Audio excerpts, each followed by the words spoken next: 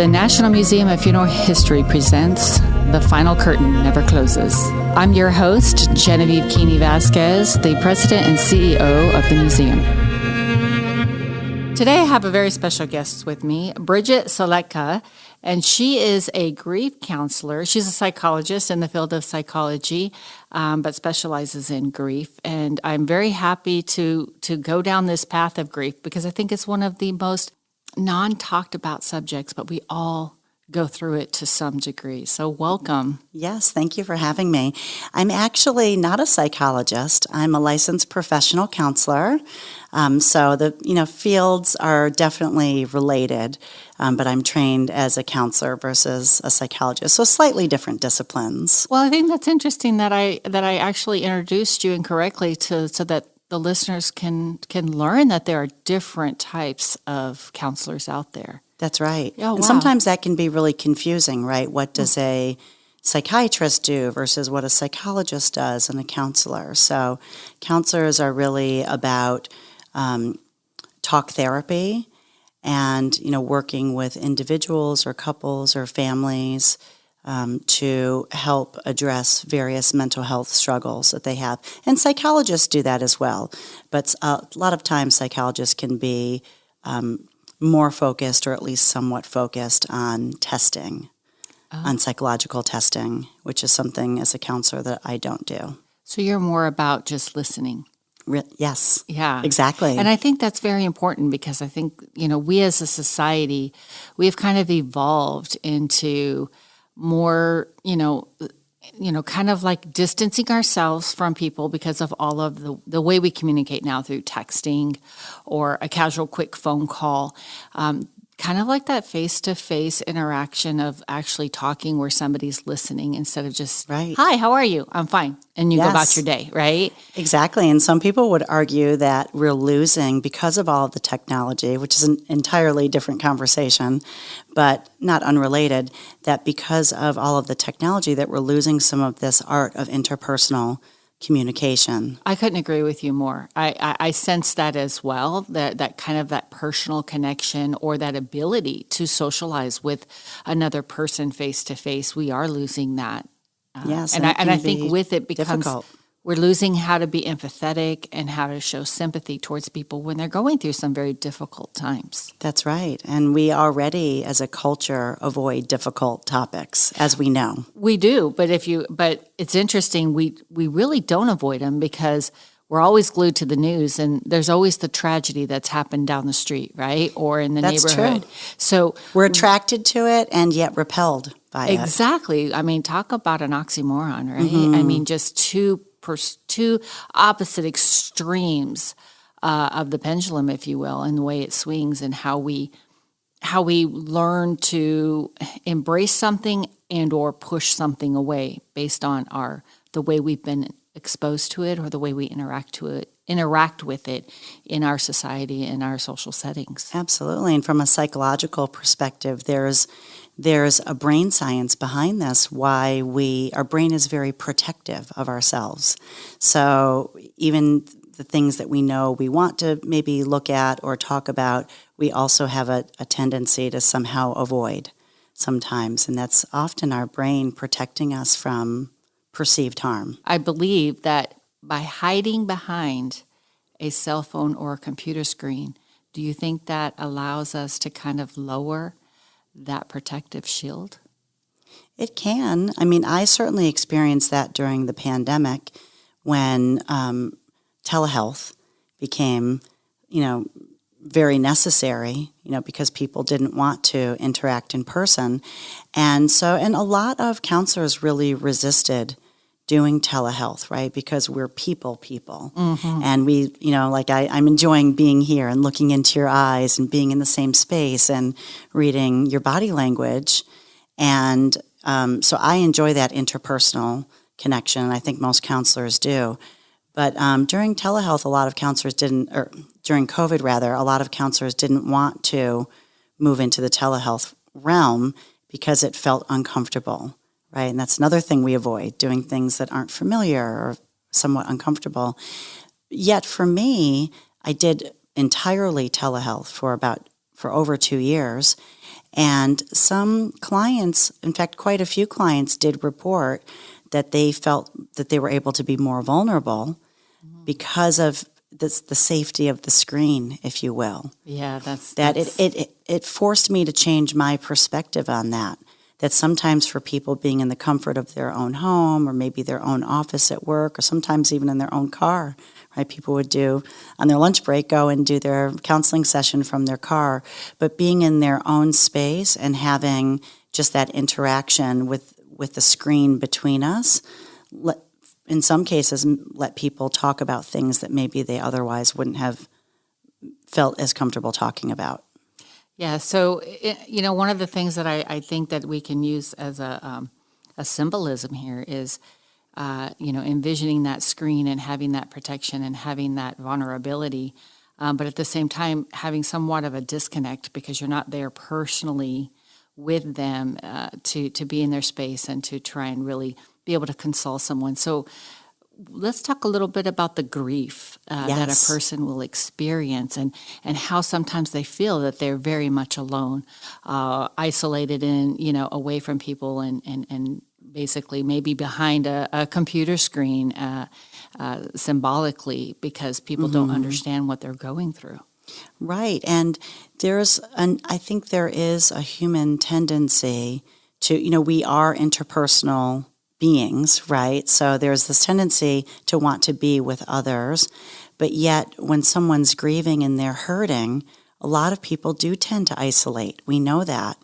And people, friends and family members and loved ones may be offering, what can I do? Or can I bring you a casserole? Or, let me come over and just listen so you can cry. And when we think about, I know we'll talk a little bit about the stages of grief. Yes, that's but important. that depression, that there is a natural and normal and expected depression piece of grief. And, when we think clinically about depression, what does that look like?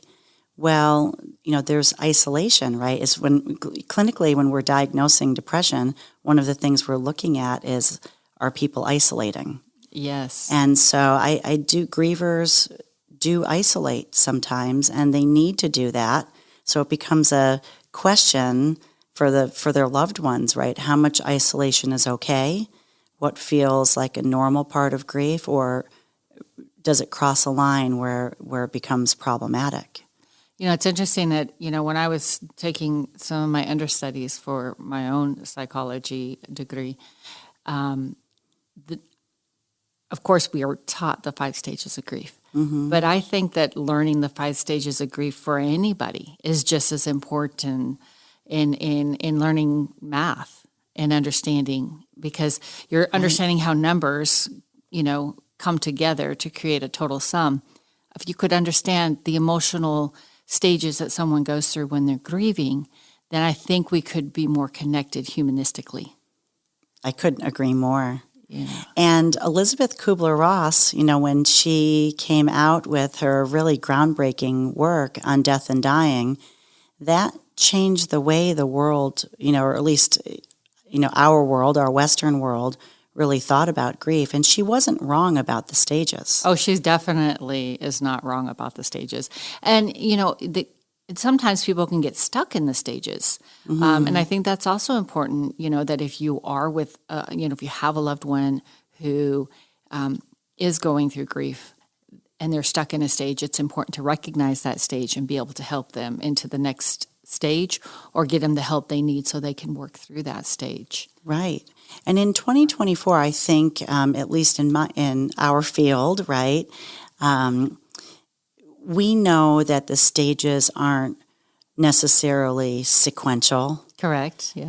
And some people may go through one stage multiple times. Some people may skip a stage. They may never have anger. Yeah. Right. Or they may never have time to experience all the stages, especially like in a sudden death, right? That's right. Sometimes they skip, a few stages ahead because, there wasn't that, preconceived notion or information given that either they were dying or their loved one is dying. Right. Yeah. And again, in our society where we tend to have a lot of all or nothing thinking, that as new models came out about, thinking about grief, that Kubler-Ross really, it's sort of like throwing the baby out with the bathwater. People said, no, this stage thing is wrong.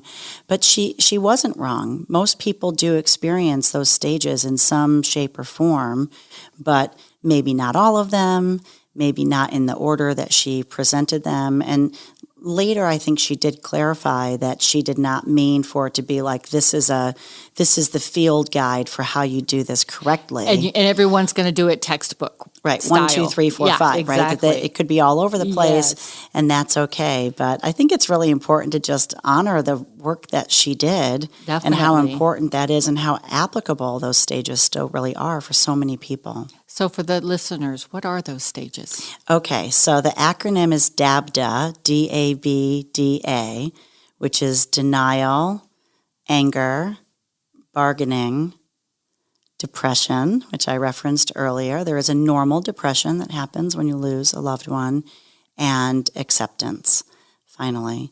And, whether or not a person goes through all of those in that order or some variation of those. And another grief specialist, David Kessler, wrote a really beautiful book called The Sixth Stage of Grief, where he talks about the sixth stage being finding meaning. And that is, happens for some people, not necessarily, but that ultimately, as people are working through their grief, that there can be, which I think is a really nice idea, that there can be this other thing that happens that feels more joyful, hopeful, meaningful, that you are you've integrated that loss, and you now are feeling different or doing something different with it in your life. Yeah, and you're actually able to move on and live a new normal, we call it. Exactly. Yes, I love that. So, we're talking about grief associated with death, but we know that grief comes in many different shapes and forms. I like to say that grief has many faces. Mm-hmm. And I think it's important for our listeners to say, oh, well, I've never lost anyone, so I cannot relate. Well, you may not have lost a person, but you probably lost something along the way in life. Can we maybe highlight some of those things so that when people, maybe, when we pass that idea to them, and then they look back or listen back onto the stages of grief, then they may be able to say, you know what, I really did experience that. Oh, that's what I was going through. Right. To kind of give it identity for them. And yeah, absolutely. And certainly when we say the word grief, death comes to mind. Correct. And so certainly it can be the death of a loved one, death of a pet, right? And obviously, this museum here is very much focused on, grief and death in that sense, right? Correct. And, yes. Funerals and Caring for the dead and all of that. Honoring and respecting the deceased and helping the families that are left behind. That's truly what the museum represents. But going outside and thinking outside of the box, yes, outside of the what would I say, the first thing you think of with grief is death. But there's so much more. I mean, for me, I think historically, one of the things I want to, bring to many listeners that they can relate to is Hurricane Katrina. Yes. I mean, the magnitude of grief that natural disaster created for all of the people that were affected by that. They lost their home, they lost their jobs, they lost their community, they lost their family history, their belongings. They got completely uprooted. That's right. And they had no warning of any of that, really, or no warning of the magnitude of the devastation that they were going to experience the next day, the next week, and years to follow.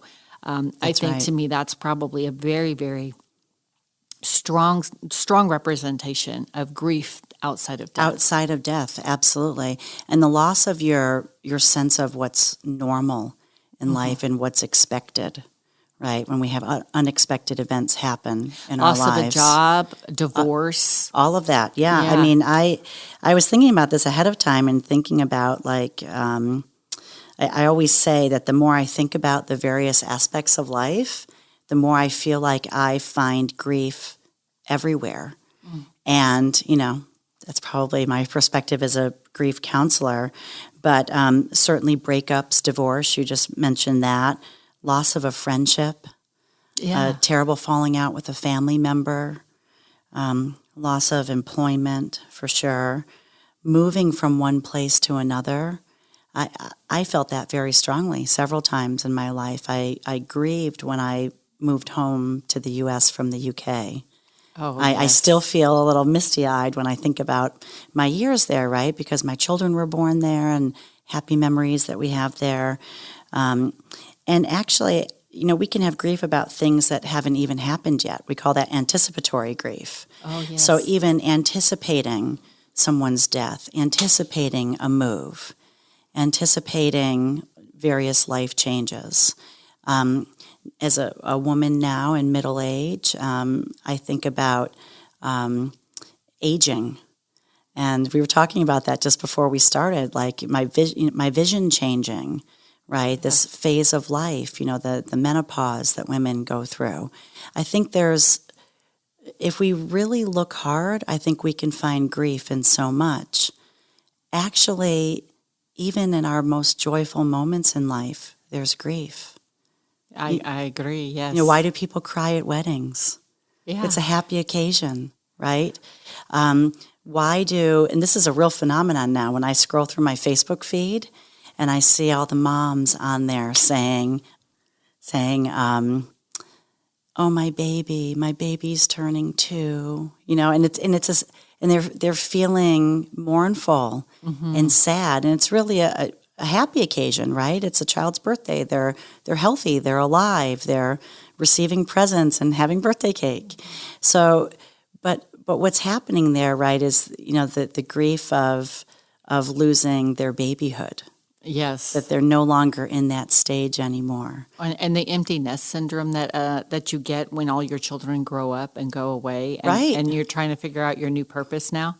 That's right. You're like, I went through that. I literally Me too. went through the grief of all my children growing up. I mean, I'm elated that they're all, very, very self-sufficient and doing great in It's the good world. stuff. It's It's great good stuff. But at the end of the day, I go home and my house is quiet. That's right. And so I will always have something in the background because it keeps me from, I guess, tuning into that little bit of grief I have because I now have an empty house. That's right. Yes. I mean, there's just, I do feel that there's grief in so much. And Khalil Gibran, who was an author and poet and philosopher back at the turn of the last century, has, if you're familiar with it, a really beautiful book called The Prophet.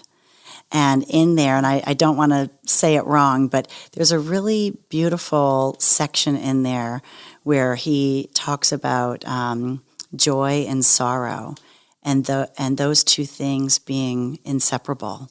And he even very poetically describes, one is sitting at your bedside, and the other is standing at the foot of the bed. And I think it's such a powerful image because when we have those joyful moments in life, and they're beautiful, and it's wonderful to have grown kids who are self-sufficient and having their own families, but there's an attached sorrow and I would argue an attached grieving process. Yes. With that. Very much so. Yeah, when people that might be going through grief and coming to the National Museum of Funeral History for a visit. When I first started working here, I was celebrating the educational aspect of the museum and sometimes forgetting that there is an emotional impact to some people when they do visit the museum. Right. And I remember distinctly, I've been here for going on 19 years now.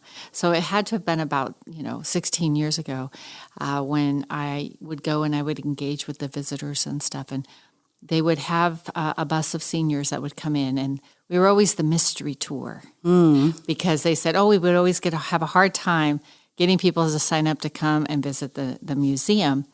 And I thought to myself that, well, of course, as a senior, how would I feel coming to the National Museum of Funeral History? 9 times out of 10, I've already lost half of my family and or my friends that lived before me. Right. And it might be difficult to come to the museum considering the subject matter that it represents. But I didn't realize that until I saw this lady, this beautiful old lady sitting on the stoop outside. And I went out to her and I said, would you like to come in and see the museum? And she said, no, they didn't tell me where I was coming for the mystery tour, and I had just lost my husband. Oh. So in that moment, I realized that, I have to be mindful in that, yes, the museum is a place for everybody, but in due time, in the right time. You know? And for this, beautiful old lady, it wasn't the right time for her. And so I made a firm decision that I would contact these companies that were, trying to drum up their visitorships for their group tours and tell them that was an injustice for the people that this may have a profound effect on, because this is an emotional museum. Not as emotional, I think, as the Holocaust Museum, right? But still very moving and emotional for some people. And I think that it's very important that we are very hyper aware to that. I totally agree, because it could be very cueing for someone's feelings of grief, right? To if there's a fresh loss or even a fresh illness. And I was also thinking about the grief associated with chronic illness. Yes. Right? There's layers of grief, right? Loss of mobility, loss of, just a normal pain-free existence, et cetera, et cetera. And it's interesting that you're bringing this up, because I bring every visitor that I have to our home in Greater Houston here to this museum. And it is universally, I'm not kidding, everyone's favorite thing to do. That's fascinating to hear. I love it. It's just, the museum's so well done, and everybody just really enjoys it. I have some people, my sister who's come multiple times, and other people who've come multiple times, friends, etc. And I'm having visitors soon, and I mentioned about coming here, and this person said, I think I would rather not, because there was a recent serious illness and hospitalization where death felt very close. Yes. And that's still upsetting for this person. And so this trip is not the right time. And next trip maybe will be. And I'm sure that they'll enjoy it very much when they do come. But your point is well taken, that, and it's very much like this in counseling, that this is why we don't ever push anyone into any particular area of work. We talk about companioning with grievers, being, giving the gift of our presence and our listening, but that really it's for every individual client to determine what the work is or what they're ready for. Or what their needs are, because everybody grieves differently. That's right. Yeah. So, I think that's something that we can do wrong in counseling, and with good intentions, right? We're well-meaning, that we may see as an outsider that someone really could benefit from delving into a particular area of discussion or a particular type of trauma work or grief work, but they may not be ready yet. So we have to be so mindful of that, and especially in this society where I believe the message is very much hurry up and grieve. It is, yes. Hurry up and be sad. You can be sad for your 3 days off work. Mm-hmm. But, collect yourself and let's come back to work. Let's get you back to normal, to quote unquote normal life. And we're not a society that's very friendly always to grievers. you could argue that the Victorians did this better than us. And Well, that's yeah, I well mean- over 100 years ago. Oh, yeah. In the Victorian period, grief was rendered, respected, and taken. The time was taken. That's A right. whole year was taken for that grief process. Could you imagine? That's right. And it's Could very, you it was imagine these- visible. yeah. No, I could cannot you imagine these imagine. days, this day and time? No. Your employer said, "I am so sorry that you lost a family member, and we're going to give you a whole year to grieve." That's right. I mean, that's I mean, Unheard what a gift, what grace that would be to all of us. And they wore mourning clothes. yeah. So that people were aware that they had lost a loved one. What I mean, I think of the scarlet letter, and this concept that I'm formulating is that if everybody could wear a badge of grief, if you will. One, I think we'd be surprised how many people are wearing those badges. It's probably like everybody almost. Right. But I think it would allow us the opportunity to be more compassionate when we approach them, more understanding when they make mistakes. Maybe, be a little bit more guiding when they tend to be doing behaviors that are not of best interest for them. And I think that a lot of times, Yes. I truly believe that if somebody is off the rail per se, they're finding themselves in the bottom of a bottle and they're losing their job, they're losing their home, there's a root cause to all of that. That's right. And very much so, it could just be a stage of grief they're stuck in that they never recognized and nobody ever helped them through. That's right. And they handled it the best way they could, and it was the bottom of a bottle. That's right, because our society doesn't give that space, and there's this tendency to avoid. So people really do try to numb those feelings because it hurts to feel them. And I think that's another thing, too, is that we're not comfortable with hurting. That's right. We're not. And then that's a double-edged sword for me, because I witness that when I'm working with my patients at the hospital in palliative care, where you see a loved one, that's on their deathbed, and their family is very, very rarely present. And sometimes I'm like, why? I don't understand it. But then I have to step back and realize it's maybe too painful for them to come and witness this. And then there's others that embrace it and are of witness to the death of their loved one. So it really is a double-edged sword of what people can handle and what pain tolerance they can endure. Well, right. And we naturally avoid things that are painful in general, right? Well, it's a survival instinct, right? That's right. So where our biology is built that way, and arguably going back to the Victorians, they in a way had to be more comfortable with death because death was happening all around them all the time. Children died regularly. We don't live, of course we live in a society in a time where children do get sick, unfortunately, and die sometimes, unfortunately. But that is not typical of most people's daily lives. No, and we live longer lives than back in the Victorian time period. For people who aren't familiar with the Victorian time period, there wasn't vaccinations there wasn't vaccinations against diseases, and it was usually diseases that ran rapid through the small towns as they began to populate. Right. And there was no way to quarantine or to kind of get their head wrapped around what this was that was running rapid through the small town and taking the lives of the children mostly. Right.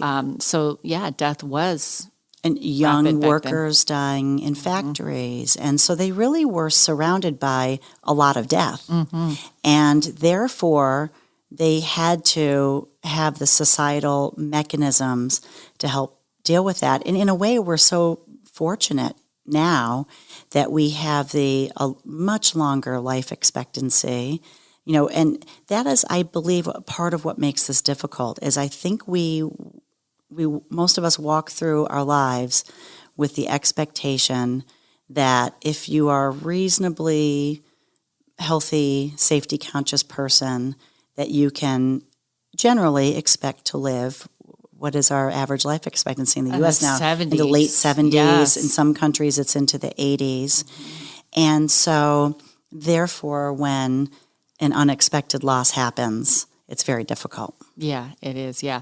And I think, like you were saying, that there's that expectation that we have come to, I guess, what would I say? The expectation is that we are going to live a long life. The expectation is that we're going to follow the rules of the natural progression of life. That our parents will die before our children, our grandparents will die before our parents. True. And that there's this, just as there's a birth order, there's a death order, if you will. And sometimes in society, it goes awry. And that creates another level of grieving that people may not realize happens. And a lot of times there's a grief that I like to bring also attention to is when you become an adult orphan and you've lost both your parents, and then you realize I'm an orphan in this world. Yes. My parents are no longer. That puts it a whole new set of emotions. It sure does. And sometimes people don't know how to handle that. That maybe they're feeling something, but they're not sure what this feeling is. They haven't been able to identify it. And if you can't identify it, sometimes it's really hard to work through it. It really is. And we don't often talk about that. When you said that, I felt a pit in my stomach because when my mom died, my father died in 1992, but my mother died, it'll be 10 years in this August, so in August of 2014. And I'm one of 8 children, and one of my brothers, when I called to tell him, he said, "We're orphans now." Yeah. And it really hit me because I'd never thought about that, right? You live I was in my 40s, and I had never really truly thought about what that moment or that reality would be. Because I think for the most part, most of us are pretty good at, we're pretty adept at keeping death out of our minds until we're forced to reckon with it. Exactly. Yeah, very true.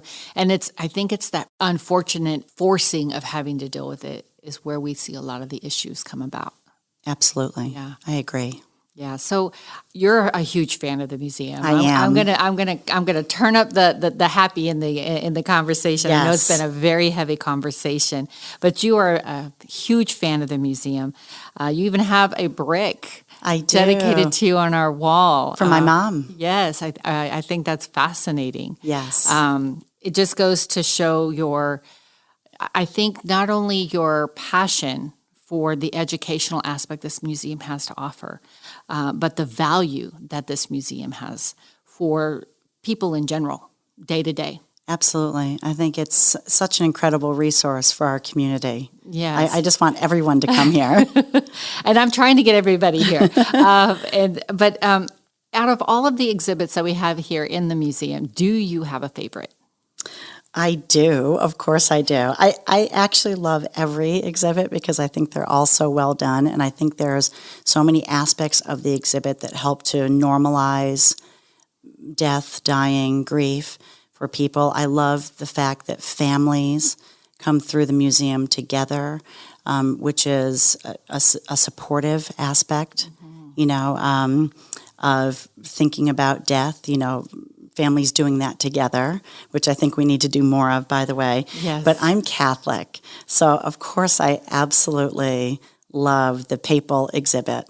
It's just so special that it's, Vatican approved, and I have been fortunate enough to travel to Italy, to Rome, to Vatican City, and to see some of these things in person. But I think we're up to 1.3, maybe 1.4 billion Catholics in the world, and not everybody will get a chance to, go to the Vatican, let alone be able to experience, the funeral of a pope.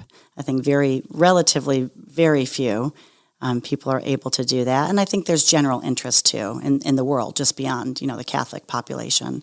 But so I think that's a really special one. And the first time I saw it, it was almost breathtaking because it was so unexpected to see that here. But having said that, there's, so much cultural, there's so much interest here across the various aspects of death and dying, and obviously embalming, and Customs and rituals and Customs- caring for the dead. caring for the dead. I And love it. It's really, it really dives deep into a lot of different areas of death. And I think a lot of people don't realize, just like you don't realize how many faces of grief there are, you don't realize how many different cultural customs, traditions, and ways of caring for the dead there are. Right, which is so beautiful because we all have to do it, right? At some point in our lives, we have to face this, with a loved one, with ourselves, whatever. But there's a lot of mystery and fear. Yes. So I love that this place helps to educate, to break some of those stigmas, to maybe alleviate some of those fears. And it's a beautiful thing that across the world, across different cultures, that we can do this differently, and that's okay. And you have so many beautiful, different exhibits from around the world showing how this is done in different places and among different peoples, and I think that's just so awesome. Well, thank you. I mean, you couldn't have explained the museum better. I mean, you explained the museum way better than I could. I don't know about that. But the fact you were able to come up with your favorite exhibit, I always get asked that question, and I can never, ever come up with my favorite it's exhibit. so hard, though, because, that's my gut instinct to say that, but I could definitely name some others. The Egyptian section is just so cool and interesting. I learn something new every time I come through here. Yeah, because there is a lot to see here. There's definitely, and you know, really is. And I think when the first time you come in, you're going to be a little bit overwhelmed. Mm-hmm. And I would liken that to grief, right? When it first happens, you're overwhelmed, right? And then after a while, you start digesting everything that's in the museum and realizing, oh, I did see that area, and I didn't realize that was here. I guess it's new, or maybe I missed it. That's right, kind of thing. So. And there's so many unexpected little corners, and I have been here enough times now to be somewhat observant. Not as much as you're here, obviously, but. Sometimes you can almost, it's palpable, people's intimidation when they first walk into the first big room. They're not quite sure what to expect or how they feel about this. But it's really great then to see people warming up as they start to walk around and, dare I say, even have fun here, because there's some, there's some lighter elements in there too, and colorful things and interesting, obviously, vehicles and et cetera to look at. So, and history, the history buff. So I do feel like there's something for everyone. There is, and it's interesting that I love to hear your views on what you've witnessed people walking in and as they warm up, and because I've always been curious as to what they say when they leave after they visited, and 9 times out of 10 it's always wow. Wow, I did not realize that there was so much in there to see and learn, or I have to come back because I couldn't see it all. That's time, right. So, and I think that if somebody is going through grief, do you think there's a space within the museum that you think would really help them maybe be a little bit more observant to themselves on what they're going through? I think it's so personal, grief journeys are so personal. So it might depend on how recent the loss was, what type of loss. I always feel really drawn to, I don't know what you call it, the big room. I call it the big room with all of the vehicles and the different hearses and the coffins, because I think there's so much fear around that. I felt that myself, and that's with growing up going to funerals. We haven't really gotten into my history, but my mom was a hospice nurse, so I grew up doing community education with her and spending a lot of time on the hospice unit where patients were dying and going to a lot of... So you were already familiar with this, but yet you still felt a level of intimidation when you came into the museum? The first time I came in, I just didn't know what to expect. I had read online that it was great, and I didn't know you back then, 10 years ago, but I wasn't sure, and I even felt myself hesitating a little bit. But so for me, there is something comforting in looking at the historical stuff, because it's like a reminder for me that this death thing is nothing new, and that it, it's happening now around us in a lot of ways, and it has always been. Yeah, they always say that since the moment mankind was in existence, death began to happen. They say that the minute you're born, you begin dying. Right. And so there's so many cliches that I think people don't realize that are in existence that are very representative of our life in a whole. That's right. Yeah. And I feel that very much walking through here, like that historical perspective helps me personally put things in perspective. Like death is a natural part of life, and throughout the ages and across cultures, people, find a way to deal with this and find a way through it. Now, I can imagine other areas of the museum might, touch people in different ways. The cremation, I don't want to say it wrong, the cremation. The history of cremation. Exhibit, right? And there's really beautiful things in there where the ashes have been utilized in different ways, to memorialize. I feel like we're seeing more and more of this in our modern culture. I think that could be really educational, but also very touching for people who maybe have had loved ones die and had them cremated, and maybe they're thinking about what, if they're burying those. In Catholicism, we bury the ashes, but in other faith traditions and in our society, people do other things with those. And so, again, I always learn something. So I think it's really personal what parts of the museum. But what's really nice is that there's so many displays, but yet it's not an overwhelmingly large place. So when I've come with friends, family members, we can sort of disperse and find our own. That's usually what happens. We all end up going in you probably see this, right? Yeah. You kind of gravitate towards what you're attracted to and what you want to learn more about. That's right. Yes. And to take your own time with your own thoughts to do that.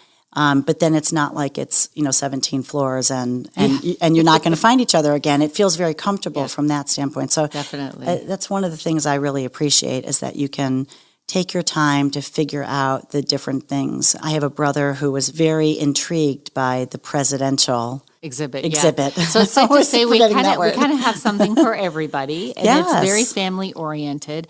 It's a very neutral environment to be able to talk about the hard subject matter of death. Agreed. But I think truthfully that the museum grounds us and it lets us know that life is temporary, death is permanent, and death will happen to us all. And so we should embrace life. Yes. And look to our neighbor, our family members. And if they are grieving a loss, that we need to take the time to listen to them, understand them, or give them the space they need. That's right. And at the end of the day, that's what we should all be doing for each other, is just supporting each other through difficult times. And sometimes that's a much larger task than it seems on the surface. It can be hard to know how to support people in their grief, but sometimes the most important task. Absolutely.